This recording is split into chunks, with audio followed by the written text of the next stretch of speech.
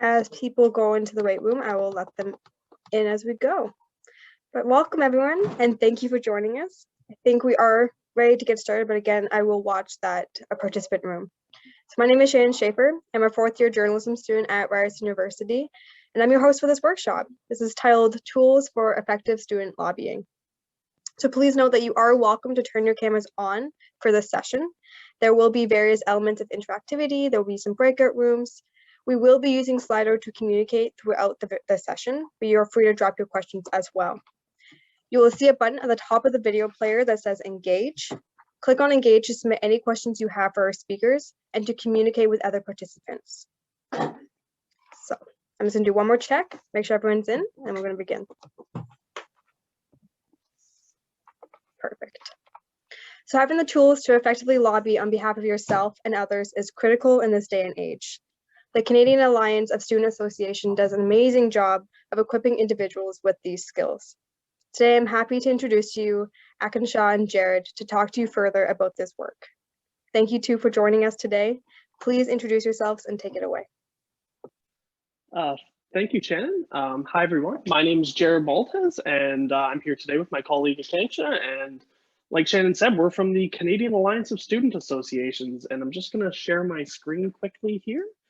And we have a quick discussion PowerPoint presentation that we'd want to go through with you guys first, kind of explain tools for effective student lobbying and what we do, how we do it, and where that gets us. And then we're going to go into a few breakout rooms as part of our workshop component to see if you guys want to give a shot of trying to lobby.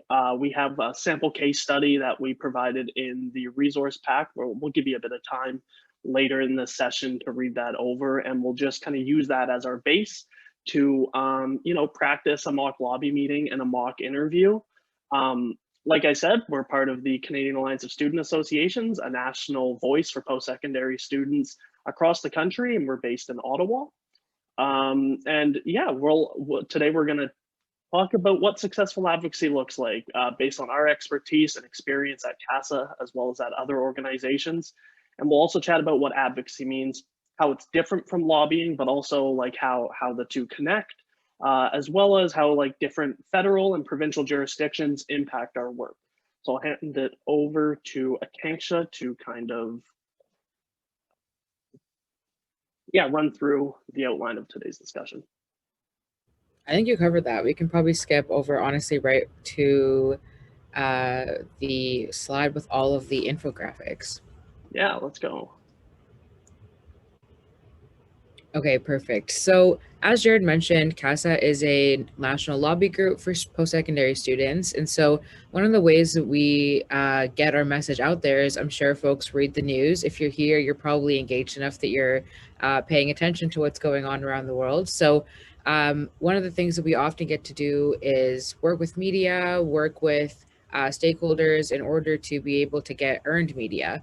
And so this is getting stories in papers. This is sort of talking about student issues so that the general public understands what students are facing and sort of what issues are top of mind for a lot of post-secondary students. As Jared briefly touched on, we do all of our work federally. So we don't necessarily do any work in provincial advocacy, and we know that provincial governments have a lot more of a hands-on approach with their universities, but we tend to work exclusively federally. However, we do have partnerships with a lot of provincial groups that we are able to discuss with them, stay top of mind, because we know that there are impacts provincially that do impact our federal advocacy. So these are just a few things that we've worked on throughout COVID. I'm sure folks have heard a lot about the bleak job market, the idea of student loan repayments. But as we keep going, we'll sort of talk to you about how these asks come to light and how we create tools to actually, once we get to the tables, to be those advocates, what that looks like. So this next slide is talking about policy development, which is actually really, really key when it comes to advocacy. And what I will say about this is, while I won't read through the exact slide deck here, when you are going and developing something to be an advocate for, it's pretty important to have a stance on the issue. If you don't have a clear stance on the issue, it's going to be pretty hard when you're in the meeting to be able to convince somebody that your issue is important enough for them to pay attention to. So whether your stance is, I always use the same example, but whether your stance is that every student deserves a blue freezy and not a green freezy, you have to have that somewhere written down so it's clear, so that your organization or anybody looking up your organization or anybody looking up your cause is able to know, like, oh, their official stance is that they want every student to receive blue freezies.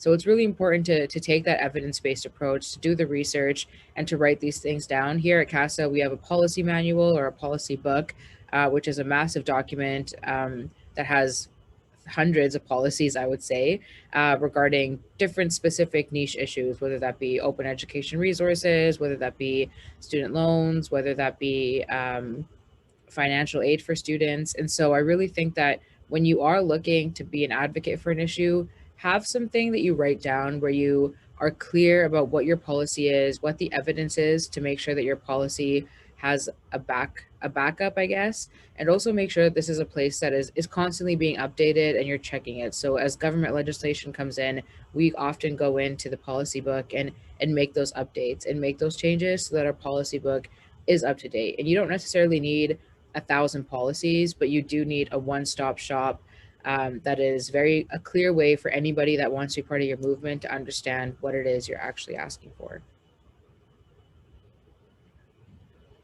Great. And just as a little aside, before I touch on what is advocacy, that if any of you want to ask questions, please throw it in Slido, and we'll, as soon as we're done this deck, we'll field a bunch of questions before we break out into the breakout rooms. And through that, we're hoping to get any questions you guys might have. But moving forward to what is advocacy. So once you develop policy and you understand what you actually want to ask for, what you want to change from a policy perspective, you then need to turn to advocacy. And CASA, as a member-driven organization, our members actually determine and define what our policies are. We're composed of 23 student associations from across the country, representing about 365,000 students across the country. So those members tell us what they want us to advocate to the federal government on. And once they provide that policy foundation, we look to advocate. And now, advocacy is a very catch-all term that, a lot of people use very flippantly without actually really understanding what it means. I like to ground things in two definitions. One from Craig Jenkins, who is a public policy scholar, and you can see the definition there: any attempt to influence decisions of any institutional elite on behalf of a collective interest. That's a fine definition, but I don't think that it covers everything, because, what about engaging the public? What about engaging the media? What about building internal consensus within an organization? And why only collective interest? Can't you advocate on a personal interest?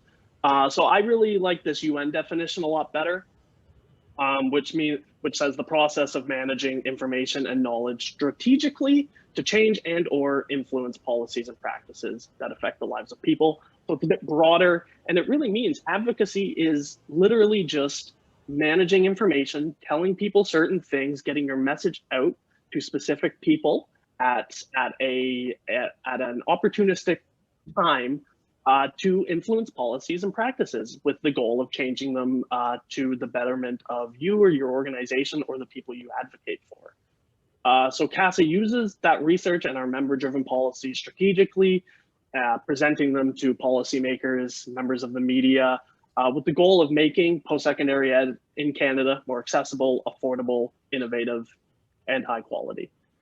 So this is all one continuous cycle between policy development and advocacy.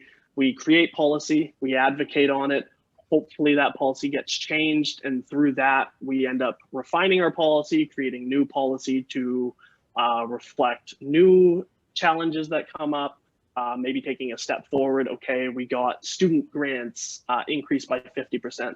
Let's go for another 25% next year because the need is still there. So it's all about, developing that policy, advocating on it, and then refining things to make sure it's still relevant and is still useful and needed to the folks that you're actually advocating on.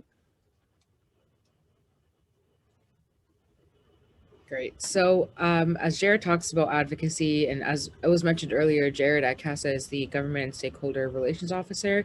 I do comms and public relations. And so, while we do often work like on a little bit of our own projects, a lot of the work that we do is super interrelated. And we chat all the time when we're in the office, when we're not in the office, we're just constantly on Slack. But there is a relationship between communication and advocacy that is super essential in order to be able to do what Jared was talking about earlier, which is to influence the policymakers or to influence people in order to be able to make that change that you're looking for. And so here at CASA, and even you with your own organizations, you want to be able to target the people that you know are the decision makers. So for us, we know that students are our primary stakeholder. We know that media is going to be really important to us because they are a way for the public to understand issues. We obviously know that parliamentarians are important to us because they're the ones that actually, write the not write the legislation, but they're the ones that put forward and pass a lot of the legislation that we're looking for. And then we often look at other stakeholders and other organizations that we can think of that are super unique to post-secondary issues. And so when you are developing your advocacy plan, be sure to think about who are you actually communicating to and how can you actually get the message out to them regarding your topic that you're going to be talking about.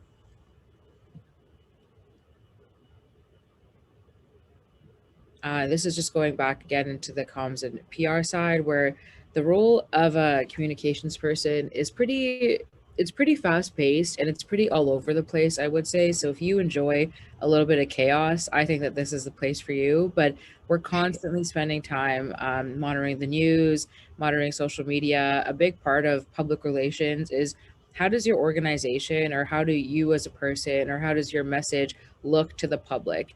And I think you have to really think thoughtfully about what does this look like to not just students, but also what does this look like to students' parents? What does this look like to grandparents? What does this look like to, your cousin who is doing a degree at the University of Alberta versus your other friend who's doing a diploma at Red River College in Manitoba. So you want to be able to find a way to talk to all of those people while also providing them with the niche content that you want to get out there. So whether that's running campaigns, whether that's creating graphics, whether that's, targeting your messaging differently for Instagram, Twitter, Facebook, LinkedIn, and whether that's pitching stories to news outlets, the role is pretty dynamic and it allows you to sort of see what's going on in the world and influence that. So when COVID happened, or when COVID currently is happening, but when it first broke, it was probably really impossible to get any story out there other than ones that related to the impacts of a pandemic. So don't waste your time running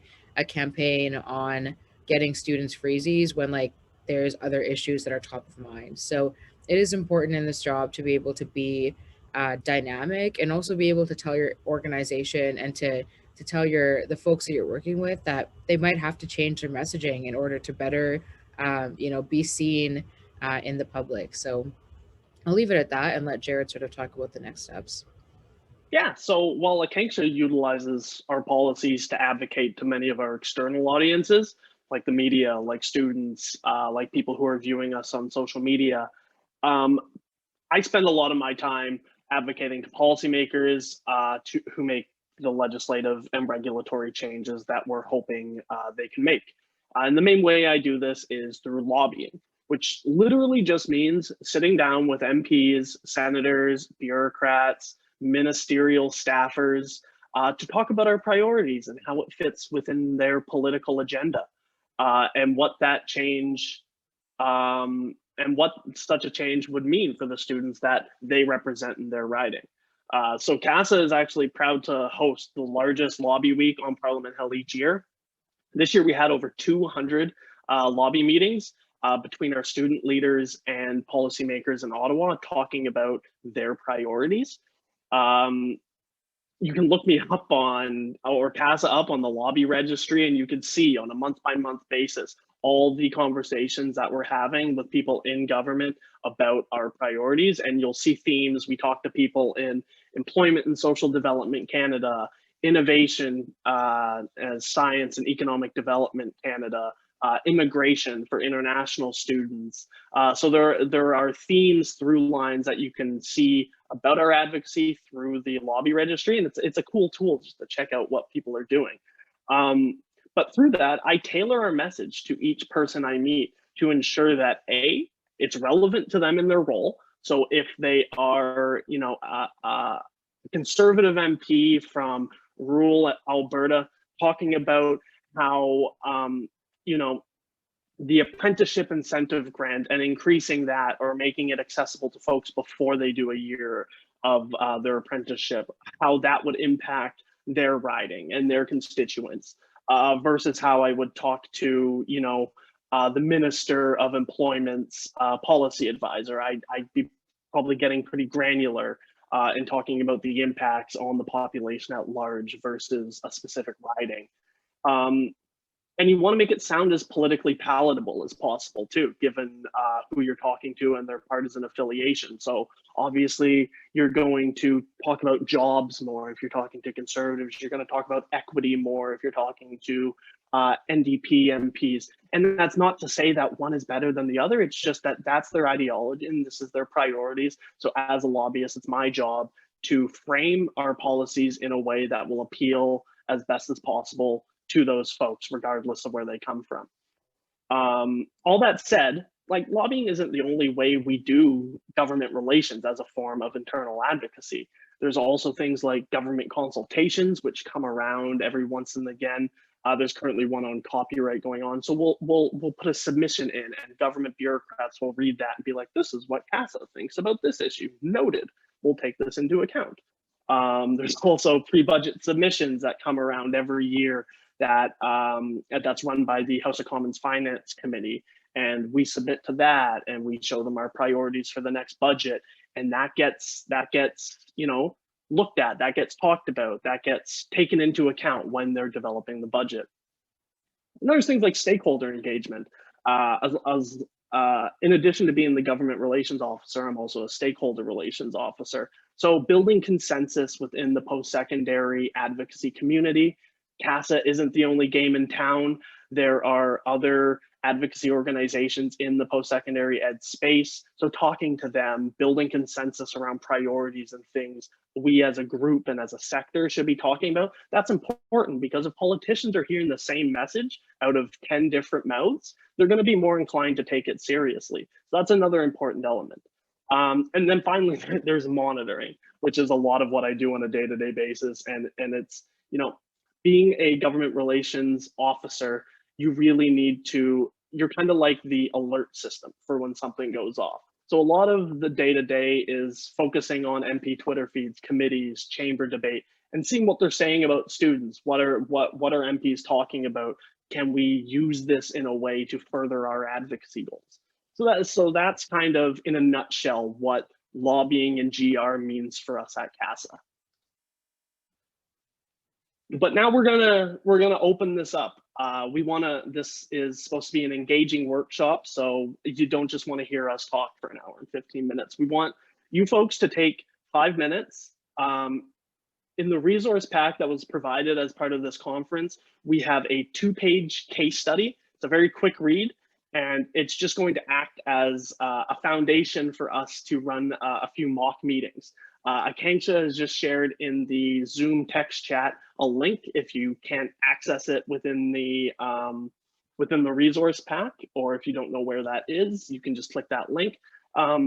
Take 5 minutes and let's all read that and make sure we understand the issue. It's very self-explanatory. It's just really tax credits versus grants. And how that affects post-secondary education and access to post-secondary education for low to middle income students. And at the bottom, we have an ask, and that's CASA's ask with regards to grants over tax credits. And we want to get you to familiarize yourself with that document, and then we'll come back and we'll see if you can try and maybe massage that message and massage that policy, and see if you can convince me as a pretend MP to advocate on their behalf. And then there will also be another session if you're so inclined. Kanksha, maybe you can run through it just quickly about what you'll be doing. I think, yeah, after we do the mock lobby meeting with Jared, what does sometimes happen in a non-COVID environment is that sometimes for our lobby week that we were talking about earlier, where we have a bunch of meetings, we'll actually have a press release or a press conference. And so we're going to do a fake press conference for you, asking you what we think media would ask and how you can tailor your message to be able to get the best quotes. So this does happen on the regular, but with COVID, it's been a little different, but we'll make sure you get the whole experience. So Yeah, so just take 5 minutes now. We'll break here, and then I've got a timer going. I will let you folks know when we're ready to convene. If you don't feel confident by that time, it's okay. This is just for fun. This is just for you folks to get a chance and try it out and how you feel in a mock lobby meeting. So yeah, take a second, read that over, and yeah, we'll come back in 5.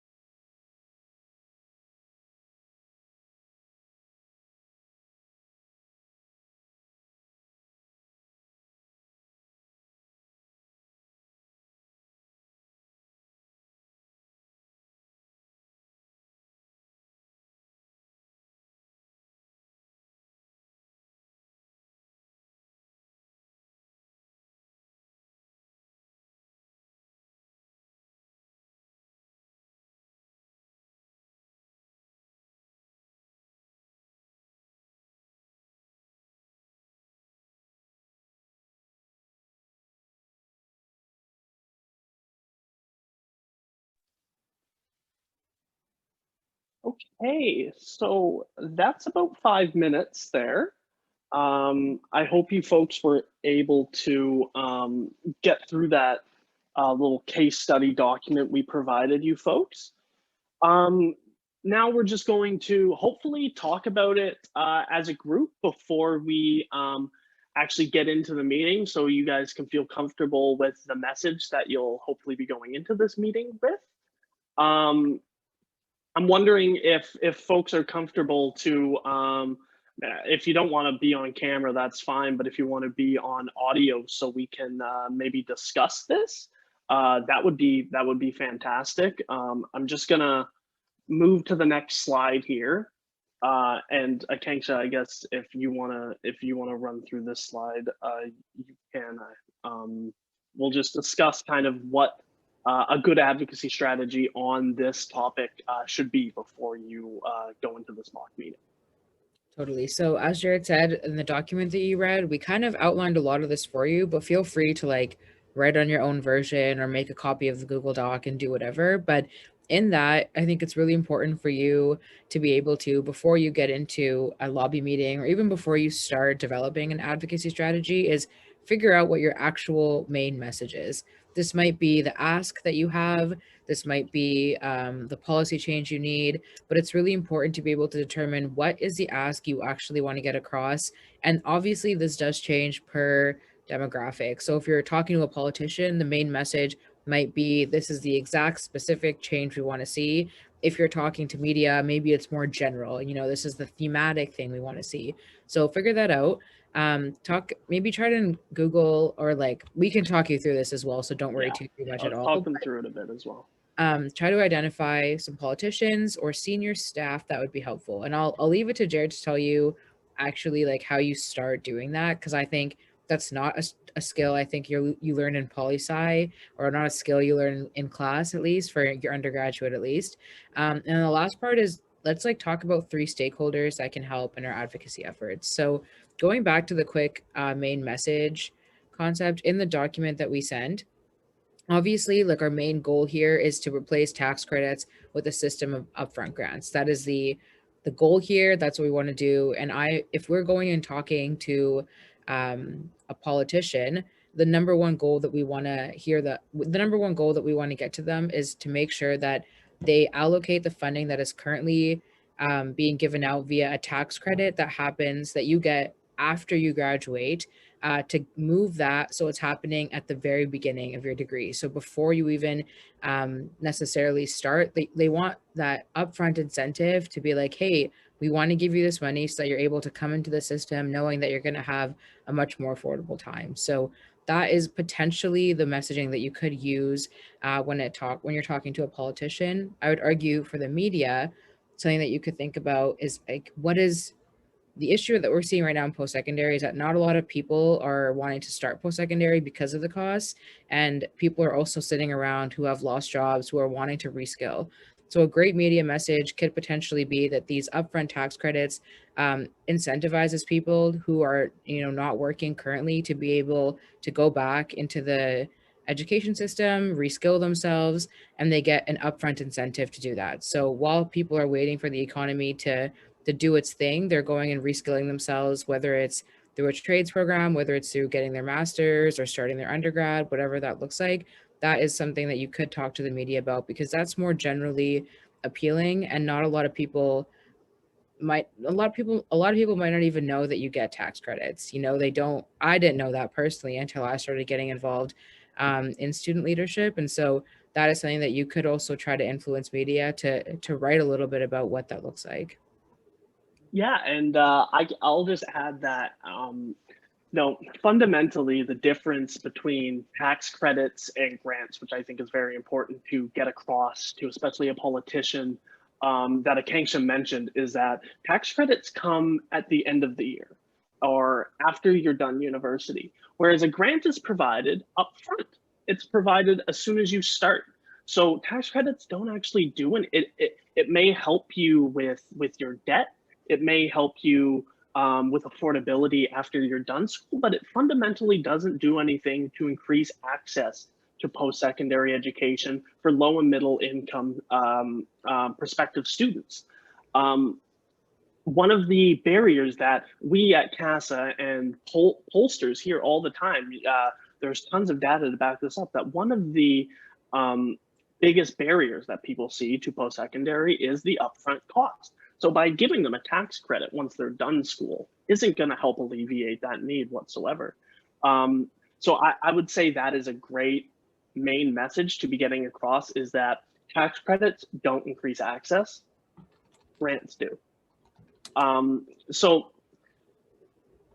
we'll just move down to the second bullet. Sorry, I had to catch myself there a bit. And identifying the people that you actually want to make this message to. So I'll tip you off here, because obviously this you don't need to know this, but the ministry that handles student aid in Canada from a federal perspective is Employment and Social Development Canada.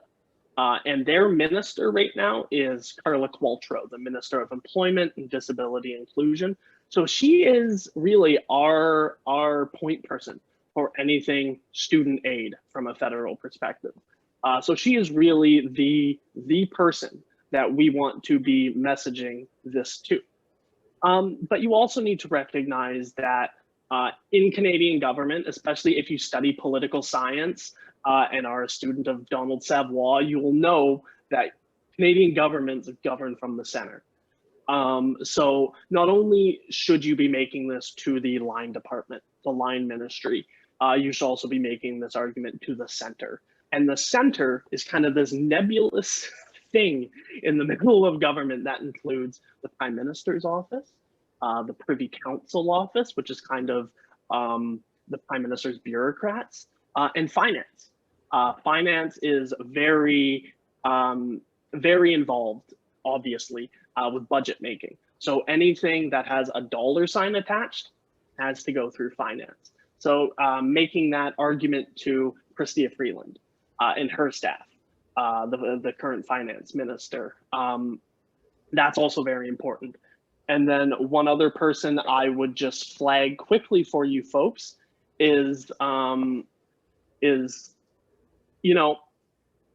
building cross-partisan consensus as well is very important.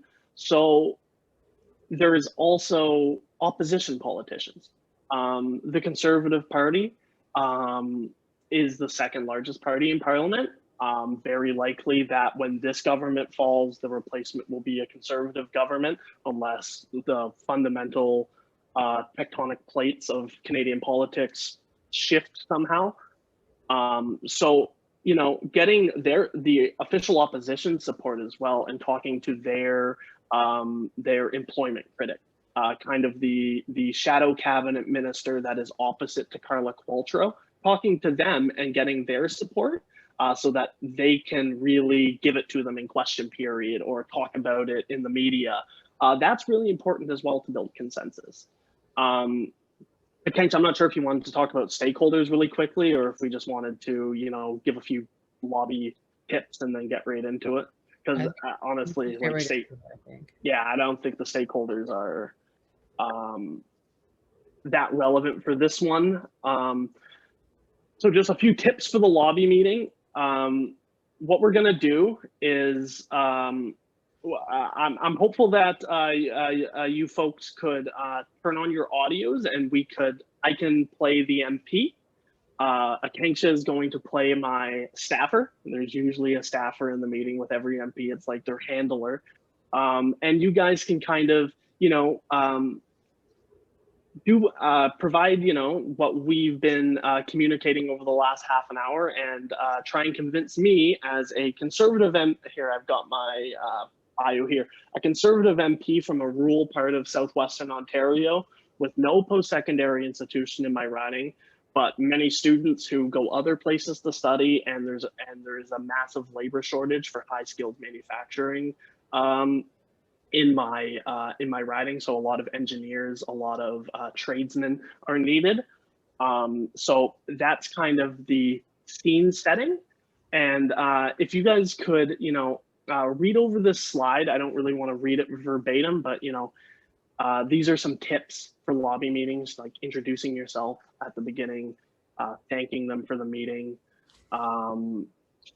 memorizing your argument as well as you can within this very short time period, and asking for their support. It's very important at the end of every meeting, after you make your case, to say, do you support this? Can I get your support somehow? And that might be through a social media communication, writing a letter to the minister responsible, or getting up in the House with what we call a Standing Order 31 and SO 31, which is literally them rising in the House and speaking for 30 seconds on an issue of importance to them. So yeah, I will let you folks, come online here. Maybe you folks could talk amongst yourself. We can mute our headphones so you guys can maybe strategize a bit.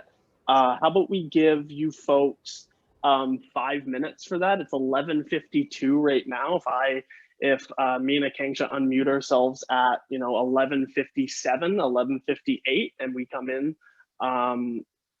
yeah, let's give this a shot, and we'll pretend to be the MPs. So I'll just stop sharing my screen here so you folks can see each other, and yeah.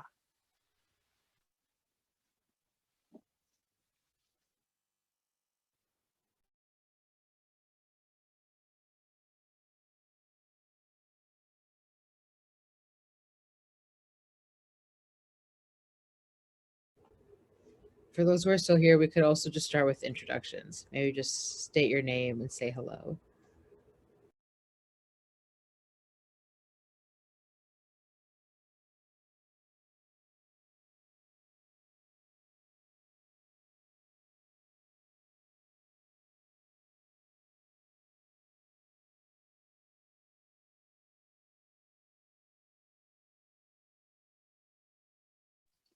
Don't be shy, folks. Come on.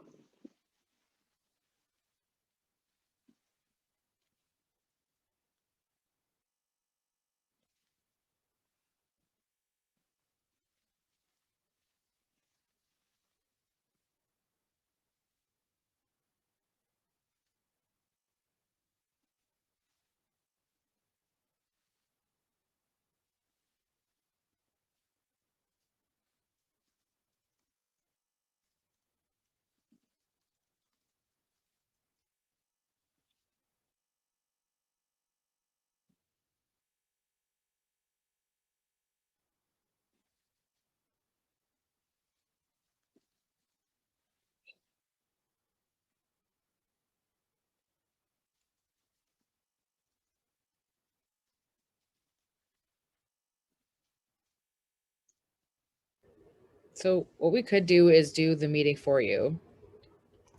I could pretend to be the student and do the meeting, and then Jared can be the MP if that works for people. Or Yeah, Akanksha, let's give that a try. And folks, if like I know it's tough to just jump into a lobby meeting. We train dozens of student leaders every year to do this, and it is intimidating. Maybe if I think that if me and Akanksha maybe go about this for maybe let's do 5 minutes or so, Akanksha. Let's see if we can kind of illustrate to folks how this usually flows, and maybe we could do a secondary one with the original idea here. So yeah, Akanksha, take it away like you are opening a meeting. okay, I'd be like, I'd just knock on the door, or we'd get into the Zoom room, and I'd be like, "Hi, it's really nice to meet you. My name is Akanksha. I'm from the." Hi. Oh, sorry. Go ahead. Hey, Akanksha, I'm Jared. I'm an MP for London North. It's nice to meet you. I'm always very happy to meet students. I know a lot of folks from my riding go to Western, so I'm all ears. I'm eager to hear what you guys have to do, because you are the future. So please give me. I've got 5 minutes before I actually have to run to the House. Okay. The bells are ringing, so I actually have to vote in 5 minutes. But please pitch. Okay, I'll be as fast as possible. So thank you so much for, staying involved with student issues. I love that you know people that go to Western. That's hilarious. I personally don't know anyone that goes there, but I'm part of the Canadian Alliance of Student Associations. We represent students from coast to coast. We represent about 360,000 students with a partnership with the Quebec Students Union, including Athabasca University, which is actually an online digital university, which has a lot of students from rural ridings, particularly yours, which is super exciting. So I'll keep it short. We have one ask today, and it's about trying to get students actually excited about going to university and trying to get people who want to be students, getting into the system. So I don't know if you know a lot about tax credits or upfront grants. I'm a big proponent of tax credits. The Conservative Party has been a large proponent of tax credits for years. I believe tax credits are a very easy way to actually get money in people's pockets. You need to file your taxes every year. So we think this is the easiest way to give folks money. Totally. And while I think that is absolutely the reality for a lot of Canadians, for students, actually, the issue is that upfront tax credits, as you know, happen after the fact. We're right now trying to get people involved in the system from the beginning because as COVID is going on, as people's jobs are being lost, as people are waiting to sort of get back into the job system, we really want to give them that upfront incentive to be able to start university or be able to start a program. And so that's why we're really advocating in order to change those tax credits that do work for a lot of people but unfortunately aren't working right now, in order to give them as an upfront grant. So essentially we want to make sure that people who need financial assistance are getting it at the very beginning of their degrees, in order for people to think, oh hey, if I do get this incentive, I'm able to start the program right away, rather than thinking, will I get these tax credits? And we know that students are often filling out their taxes a little bit later in their degrees, not necessarily, the way that a lot of Canadians are. And so it is really important to get those students that money right away so they're able to go ahead and start their program. I'm not sure what you Okay. think about that. Okay, that's interesting. I was under the assumption that, we provided, we give students loans, like we give them money to start school, and then these tax credits are meant to offset that on the back end. What's wrong with this system? And what exactly do you want to do with this money by ending the tax credit? I'm not really supportive of ending any kind of tax credits. Totally. So we don't want to end the tax credit. We just want to move those tax credits that are originally being given out later in your degree to the beginning of those degrees. And so that the loans that you do take out obviously come with, they obviously have interest on them. There are really high upfront costs for people that really does demotivate them from getting involved. And you see your loan is going to be about 10 grand when you're including groceries, rent, tuition. Your first inkling is probably not to take out that loan. You really want to get those grants upfront so that when you do take out your loan, if you do need it, it's going to be a lot less than what $10,000 could look like. So we know that tax benefits sometimes also go to the families and not necessarily to the student. And we really want to give it directly to the people that are able to start post-secondary right away. So, there's a lot of trades problems going on right now in your riding, and we know that if those people were able to go into the system, reskill, and come back, there would be a lot more incentive. So it's almost like you're giving someone a professional development budget prior to forcing them to go into a professional development program with no secured funding. Okay, that's very interesting. I like that we have such a crunch of we don't have any labor in our riding. I have small businesses complaining to me daily about trying to find skilled labor. I always thought that tax credits were the way to do, like tax. Everyone who tells me, they tell me tax credits are great. I haven't heard a single bad thing from one of my constituents about tax credits. So like, they help everyone regardless of the income. So I'm just curious why I should bring this to the front when we're just going to be handing free money to folks because they want to go to school. I think that there is a lack of sort of incentive, again, like I had said earlier, about people wanting to start post-secondary. I think that the barrier to entry is really high, and so these tax credits post fact, definitely incentivize students after. But again, what we're trying to do is just get them into that system. We're trying to get them into post secondary. Participation rates in your writing are extremely low. And we know that when you are giving people that motivation to go back into the system and reskill, they'll totally be able to come back to the writing and be able to invest. And so I know you're running really short on time, but would you be Yes. open to seeing more research about this? I'm happy for CASA to send you some documents to talk to the caucus, perhaps. Yeah, that's super. Okay, so yeah, I've never really thought about this issue too much, and I'm happy you're bringing it to my attention. Again, I'm always happy to meet with students, and I literally have to go right now. But please, if you can connect with my office, send me some research on this, and perhaps I could talk to some members of caucus about it and meet with you folks again to have a more fulsome discussion. That would be awesome. Thank you so much. Thanks. And that's it, folks. That's kind of how these things run, especially in a digital environment. We ran a lobby week in November 2020 in full COVID-19 protocol.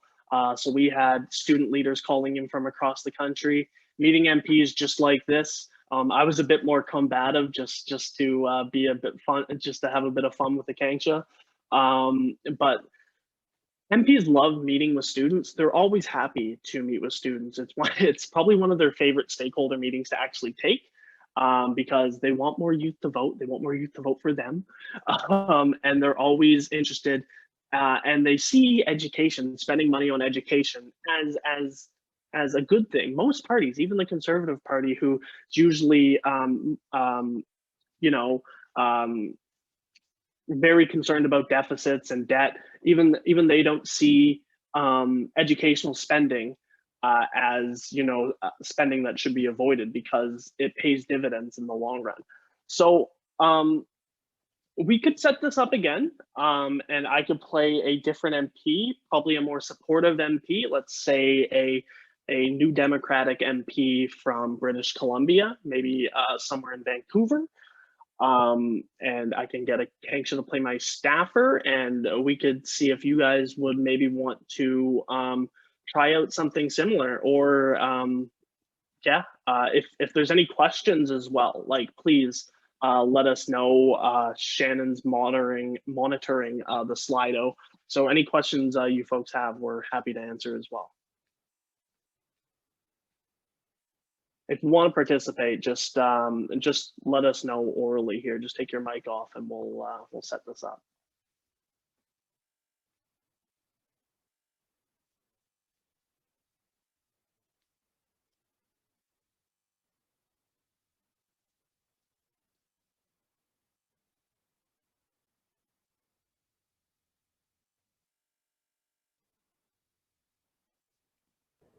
I can see that Mackenzie's unmuted, but I don't know. We can't hear you if you're talking. I don't know if that's something on our end. Jared, I don't know if you can hear them. I cannot, no. Mackenzie, let us know if you're trying to speak. This might be a platform issue. Here's also that Slido link in case it's an us issue.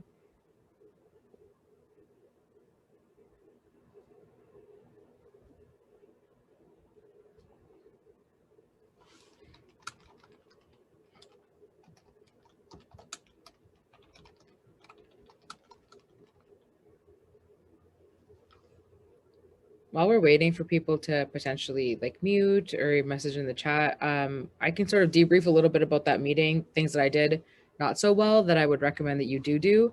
I think that there was a lot more to be said. I feel like I kept pushing the exact same message over and over. So there might be a way for you next time to be able to talk a little bit more with the MP about issues that were facing them. And so when someone says that they don't like something or they love the original method, it's really hard to convince them right away that that is the best method to change to. So keep that in mind. A meeting doesn't mean that it's unsuccessful because I didn't convince them to make the change. The meeting I think was successful because I got that secondary meeting and I was able to send documents over. And so I didn't even bother with taking a photo or with doing any of those things because obviously the MP was busy and I was trying to respect their time. And so sometimes you have meetings like that are 10 minutes, you just got to let things go. But often if you can slide in, like, can I send you research? Can we meet again? Like 9 times out of 10, they say yes. And typically it's good if you have someone that follows up. Here at CASA. Like Jared will do a lot of that following up and try to get us to secondary meetings. But if it's just you, wait a couple days, send up a follow-up email. And if you're nice to the staff and to the MP, and if you're nice to people, I would argue that you almost always get another chance to speak, because as Jared was mentioning, they love talking to students, and they love hearing from us about what we care about. Yeah, and I just in the spirit of debriefing a bit here, okay, so I just add, you know, a lot of what we advocate for is in the name of accessibility. So it's in the name of making post-secondary education easier to access for folks who are marginalized, whether that be through income, through history, through socioeconomic status, through culture, like any kind of situation that is setting someone back. We're trying to advocate for policies that make it easier for them to attend post-secondary. So something with the tax credit versus grants, it's showing that using this money to make it easier for low-income students to access versus spending this money on broadly everyone gets the same tax credit regardless of income level, regardless of your employment situation. So leaning on that equity lens is something I like to do often because it's effective. But yeah, again, opening it up to questions for folks, or if they want to run through one of these before we wrap here. Yeah, so everyone, this is the last 20 minutes we have together, so please get your questions in. Anything would be great. How about the discussion too about the individuals who come from more vulnerable communities, and sometimes there's fear of, if I use my voice, could it be used against me? Is there advice you offer on that about how a student can feel confident that even if they exist in these communities that do tend to feel threatened, how they can go about it? I'm happy to take that. Like my Sure. favorite, I think my best advice is that like it's actually a privilege for the person meeting with you as much as it is for you to meet with them. So if at any point you're in a meeting, and CASA is, I think, pretty good at this. If at any point someone makes you uncomfortable, you have every right to just leave that meeting. You don't have to say anything. You don't have to give any excuses. You can just be like, I'm done. This is no longer a place I want to be. I would recommend that you tell the right people. So here at CASA, like, people have told us that they have had uncomfortable meetings with whomever, and we just don't meet with them. It's just not worth it. And I think your safety is a priority and always should be. And that is definitely an extreme case, but has happened. In terms of getting your seat at the table, I think it's really important to do that research. So if you know that you're meeting with a conservative MP, like, do the research on the person, figure out what they like, figure out what they don't like. If their riding has no students and you're trying to talk to them about a student issue, try to understand what that could look like. This is why I brought the Athabasca thing. Athabasca is online. They have students everywhere. But if you're advocating to a liberal MP who's going to be really supportive of your ask, then don't waste a lot of time giving them the background or giving them, all the nitty gritty details, because they're already in favor. Try to get the biggest piece of support that you can get. So, get that SO31, get those, actual legislation passed, get those secondary meetings, ask them to connect you. But if you have someone that's more hesitant, definitely spend the time researching. And that way you're able to go into those meetings fully informed. And if you come to the table fully informed, it makes you look like a lot stronger of a person, especially when you are, unfortunately being pitted against a stereotype from your community. So that would kind of be like my initial advice, is like, it's actually a privilege for them to meet with you. So if they're going to be bad to you, or like if they're going to be rude to you, then just, they're not worth it. They're not worth it. And you can talk about that, and you can let people know that you had a meeting with somebody and they were really, really, whatever it is that they were. Like, it is your right to use the media to be able to get that story across, if that is something that you want to do. And that is, while that's aggressive, that is still an advocacy effort of some capacity. Yeah, and if I could just add, a lot of people come to politics or think of politics very cynically. They think that there's a lot of, you know, influence peddling going on. There's a lot of and me as a lobbyist, I'm here to you know, smoke cigars in back rooms with staffers and get legislation signed behind closed doors. That's not actually what we do. We're here to make the student voice heard in Ottawa and to act as a liaison between the students and the MPs, given the like knowledge and the experience that we have, and being able to consistently, you know, talk to these MPs about the issues that are affecting students, especially marginalized students, and as a student who feels marginalized, or who comes from a, maybe you're a first generation student, and you know, your instinct might not be, oh, this isn't for me, this is politics, this is big stuff that like I'm not, it's out of my depth. I felt like that when I was an undergrad. Like when I came to Ottawa, I was like, I would walk around every day like I am in the presence of federal like it's a veneer, you know, like these are people, and they're here. As much as you may not agree with their political ideology, most of them are here literally to make things better. There aren't a cynical attitude towards MPs and stuff. It doesn't get you anywhere, and it's not the truth. Like a lot of these MPs significantly care about their population and literally want to try and make positive change. So just keeping that in mind, and you know, showing them how they can make positive change, how they can make a change in your lives, and how that can affect the broader community that they represent. A lot of them are very open to those, most of them, 99% of them are very open to those kind of arguments, because they are just trying to make lives better for their constituents. It may sound, you know, pie in the sky, lame and optimistic, but it's not. Like I talk to these folks a lot, and whereas they may be wrapped up in, you know, political machinations from time to time, a lot of them got into politics to make Canada better. So I would just end with that. Yeah, and you raised a really good point there too about how do you get to the point where you feel like you are the one to approach it, because that is a big thing, to feel like you have the voice and that you are the person to speak on it. So what are your kind of best practices on feeling like I am the one? And it does seem like they're up on like a castle almost, or in parliament, but you are someone by just being a student. That is a role. Yeah, absolutely. And the students are experts on student issues. No one knows student issues better than the students themselves. And you need to own that. And you obviously need to do the research, the policy research, before you go into a meeting, so you understand what you're talking about from a policy perspective. That's the same as going into a test. Make sure you do well on it.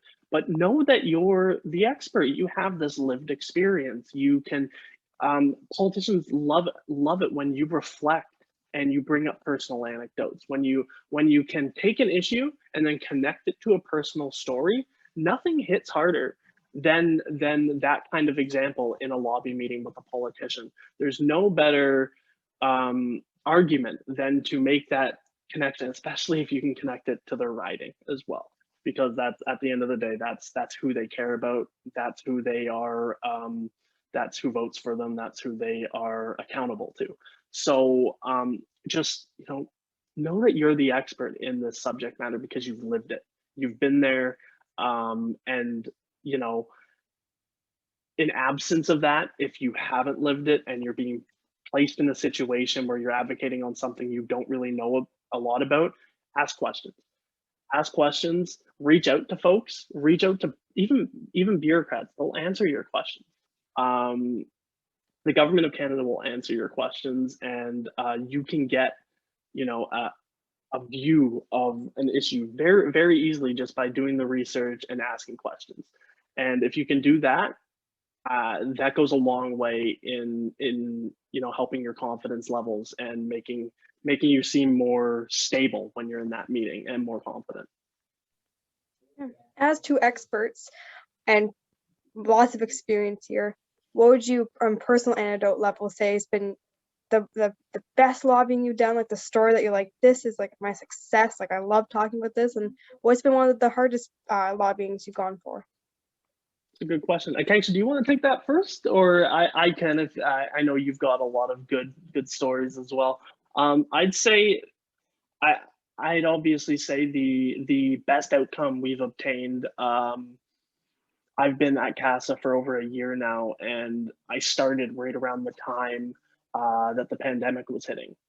So there was a lot of intense advocacy going on in those first couple months to get the student aid package that the federal government provided, $9 billion that they apportioned to just help students. And that includes the Canada Emergency Student Benefit. That includes doubling of the Canada Student Grant, increasing weekly loan caps under the Canada Student Loan Program, and a whole host of other deliverables that really help students during this year. And I think when I walk away from this job and move on, that's something I'm going to always remember, as it was a very unique opportunity, and it was a very successful outcome for students. And right now we're working on sustaining those outcomes, making sure those grants stay, making sure that that loan increase stays. So that will be the next step. But I think that was the best outcome for me. And just quickly on the worst outcome, I don't think I want to say the name of the MP, but you know, digital lobby meetings have really afforded the ability for folks to just ghost you. So there are a few times where I've set up meetings, no one has entered the Zoom room, and I've set up follow-up meetings in which no one has entered. So there's there have been a lot of frustrating situations in this digital environment that I don't think are, you know, easy to replicate once we get back to in person. But I think Akanksha has at least a funnier story for a worst lobby meeting. So I guess my background with CASA is that I joined on staff almost a year ago. But I was a delegate before that. So I was a student leader at the University of Alberta, and CASA does these massive lobby weeks. And so I was part of one, and we were here in February, right before the pandemic. And we had to go from like the Justice Building to the Valor Building or whatever, and they had all these weird rooms, and we were told to dress up a little bit, but it was like snowing, and so we all had like fancy shoes on. And I walk into this meeting, and everybody at this point was like wearing masks, or not masks, sorry, scarves. This was pre-pandemic, but they're all wearing scarves, and they're all bundled up, and we're like running into this meeting, and I am so late because I was running from another meeting. Somebody else was late, and we're running, and we put our stuff into this container, and everyone is scanning our stuff, and we are like sprinting. We're in the elevator, we still have our clothes on. The person beside me like takes off their shoes and like just leaves them in the elevator and puts on like a fancier pair of shoes. Turns out that was the MP we were meeting with the entire time. And so we're in this meeting, both of us, like my advo partner and I, were just panicking. We're like, oh my gosh, we're gonna be late, like what do we say? What do we say? And I'm like, just be truthful. And the person beside me was like, just lie about something. And this person beside us is like just throwing their things, like literally running to this meeting, and they run into this meeting first. And I'm like, what is going on? Yeah, so it was the MP, which was hilarious. Again, I won't name names, but they were super nice, and they had heard everything we were saying, so we could not lie about being late. We were like, we straight up got lost. We didn't know what we were doing. We're trying to do this meeting. And so that was pretty fun that we had that moment. And it's kind of like that humanization thing that you're talking about. Like clearly this MP, I was like, you left your shoes in the elevator, you know, are you going to get them, or are you going to just let them be? And I think that was honestly quite fun, just in terms of a random story. But there's also been a lot of like, in terms of bad meetings, bluntly, like my definition of bad is just like they didn't listen to us, and they just didn't care about what we had to say. So I've had, unfortunately, too many of those, but I wouldn't consider them bad meetings because it just gave me like more incentive to want to fight. I was like, you know, if they hate it so much, I'm just going to like work harder to make sure that we are heard next time. But I think that those meetings were definitely different. The harder meetings I had were more on campus meetings, not with necessarily ministers or MPs. It was more those university admin meetings where, you know, I'm 20, 22, 23 in a room full of people that are like 50, you know, making decisions on things that are like $3 million. And I'm like, you know, I know I'm credible. I know that I belong in the space, but I faced a lot of like imposter syndrome where I was like, do I even need to be here? Like somebody else could do this better than I did. I don't have a finance background. I don't know how to balance this budget. So I would say that is kind of the most like, I don't know, good and bad, but there's a lot of fun stories that you can tell about meetings. There's always a funny one. We do have a question in the chat though, which is I was going to say we have a question here in the chat. Thank you. Mackenzie, would you like to say it out loud, or would you like me to read it for you? I can say it out loud. I'm not sure if my mic is working now or not. Yep, Okay. we can hear you. I was just kind of wondering, you guys talked a lot about having access to MPs, but through an organization.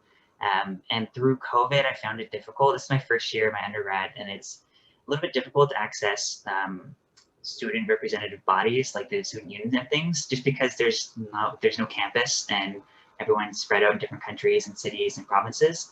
So it's a bit harder to unionize. Even the student elections were kind of a mess because nobody knows any of these people who are electing, and it's harder to like kind of get in the mindset of being involved.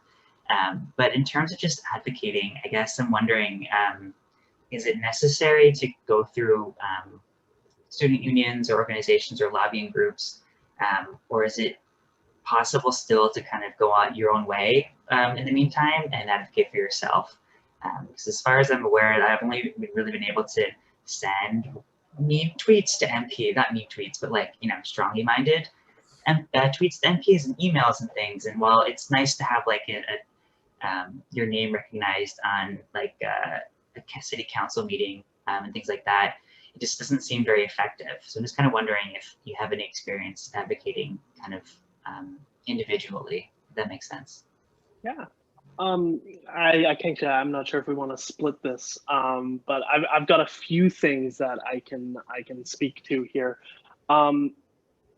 Advocating within an organization or as part of many different people saying the same thing, you know, being part of a larger group always adds I wouldn't say credibility, but it adds, the voice becomes louder the more people involved in an organization. And when multiple organizations band together, that just intensifies the message even more. But advocating as an individual is something anyone can do, whether it is getting involved with an organization like CASA that advocates, or if you want to do this individual advocacy. I take your point that it's very tough in COVID, and I'm struggling to, you know, think off the top of my head of things that can replicate in-person advocacy digitally. And I'm struggling, aside from what you talk about, mean tweets and sending emails, and that's not effective. I've been through my phase of doing that as well, and that's not the most effective way. But I would say, especially once COVID is over and we can meet again in person, a good way for an individual to get FaceTime with an MP to raise an issue is literally by going to their constituency office and raising a concern. All MPs have a constituency office, so you can easily get access to them there. I'd say pay attention to the parliamentary calendar and look at when they're in their riding and when they're in Ottawa. When they're in their riding, they're usually around their constituency office or at an event in the community. And just going there and asking them questions, raising your issue. If they're having town halls, go to that, raise the issue. There's also you know, getting involved in grassroots campaigns and, you know, organizing organically like that. But that is that again goes more to, you know, forming organizations. But Kanks, I'm not sure if you have anything else to add there. What I will say is, like, when I first started to become quote unquote an advocate, I was doing it on my own.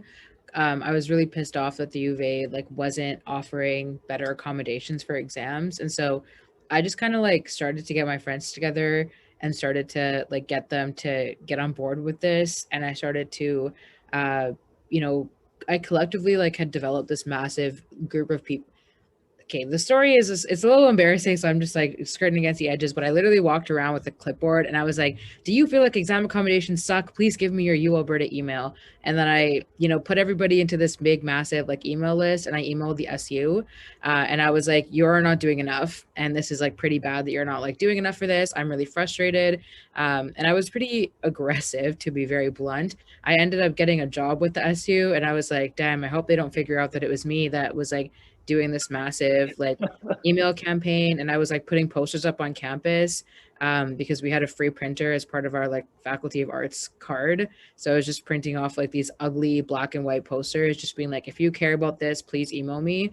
Eventually though, I started to learn about how the organization operates and where they're making their decisions. So if you want to get involved in your SU and are just like, they're not responsive, the elections went wild, like try to find people at the organization that are actually making the differences. And so coming from a former student leader, like while the SU makes a lot of changes, the student leaders aren't always the ones driving those changes. So find who is doing those changes, try to find the offices that are on board, maybe find an exec that's able to champion this for you. Because once I started to move on this file, I worked at the SU, I ended up running the year after on the exact same concept, but with a way better understanding of the influence points on campus. So I wasn't emailing the faculty and the professors because they're not the ones making the changes. I figured out that it was the deans, and the like academic governing bodies that were making those changes. So I was able to sort of strengthen my advocacy that way. But I will say, like Jared had mentioned, you do get like an oomph when you have an organization behind you, and sometimes you get that sort of legality of like getting those meetings, but there's nothing stopping you on your own. Getting you and your friends together and being an activist on the issues, making noise about an issue is enough for advocates to be able to go in and be like, wow, clearly the constituents are talking a lot about this, I should probably pick up the pace. And if they're not doing that, like there's other problems to be had. But if they're not doing that, I do think that you have the credibility as an individual to just be like, this is important enough, and it's important because I'm a student and it deserves to be recognized. So that's kind of thing I'd give you, is just like do something crazy and maybe it'll work. And it ended up working. We got a whole policy suite like within like 3 months of me being an exec, because they were like, this girl won't shut up about the issue if I don't deal with it now. So That's Yeah. amazing, and thank you for sharing those stories. 'Cause I think you've been very vulnerable today in sharing the times that it hasn't worked and being in the elevator. And I think it goes to show that this lobbying isn't easy. You make mistakes, you circle back around, but it was all great advice you two have given today. So unfortunately, I do think we had to cut off the conversation there today, but above all, thank you so much to you two for coming through and leading us through this workshop and for the really great insights. Again, I think it helps to hear the advice, but then also hearing from someone that's been there, being like, here's when it worked and here's when it didn't, and here's when we put those pieces together and kept going. So thank you so much for you two again for sharing all that you have today. For all the participants here, pardon? Sorry, I just said thanks for having us. No, thank you so much. So we have a 30-minute lunch break now. There are some virtual tables that you can check out in the main area. And please don't miss out on the democracy trivia that's happening at 12:45 p.m. There will be some prizes. And then we will be convening at 1 p.m. for the keynote from Ron Daniels, who is the president of Johns Hopkins University. So we'll see you all soon. Thank you once again, everyone, for joining and for this great conversation.